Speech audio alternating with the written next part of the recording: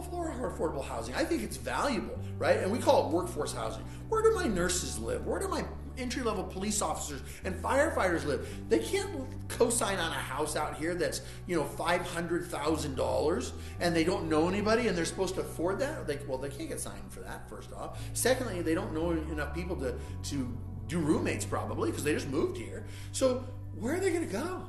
I'll tell you where they're going to go. They're going to live in Chandler or Casa Grande or Tempe or Ahwatukee, where they're going to live in an apartment, and then they're going to commute here. And after 2 years, they're going to go and they're going to lateral transfer over there because their church is there, their friends are there, their people are there, their grocery stores are there. All the things that they do and have been doing for the last 2 years are right there next to them. And so they're going to transfer back. So the city of Maricopa and its schools and its grocery stores and its police and its fire paid for the introduction and the getting them off the ground and to send them to the academies and all of those things just to watch them walk out the door, and we have no return on that. Simply because we don't have any place for them to live.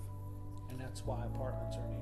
That's why apartments and condos and all types of different styles of housing are needed. When have you lived in a city in your day that you didn't find more than single-family housing? I had never lived in a city that way. And I've lived in Houston. I've lived in Provo. I've lived in Flagstaff. I've lived in some of the richest cities, Paradise Valley. Okay, I've lived in the richest city in all of Arizona. They have apartments, they have condos, they have tiny houses, they have all different styles of living. And yet here we are born as a suburb because in the market at that time, why would you rent a house, why would you rent an apartment for $1,200 for 2 bedrooms when you could buy a house for $800 a month and have 4 bedrooms and 3 bathrooms and a yard? Why would you do it? The market didn't allow it to happen. Then we went into the recession. That only exacerbated the problem because now you had homes that were being purchased for $30,000 and $40,000. So now those rents are $300. $300. Now I'm going to build an apartment complex at how many millions of dollars and charge you $1,500? How many people do you think you're going to have lined up waiting to come into the marketplace? 0.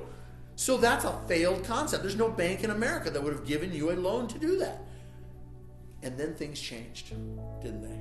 Housing prices went through the roof. Now we have $750,000, $800,000 homes selling here in Maricopa. Where are my firefighters supposed to live? They can't get that $300 rent anymore. They can't buy a house for $800 anymore. They can't even rent for $1,500 anymore.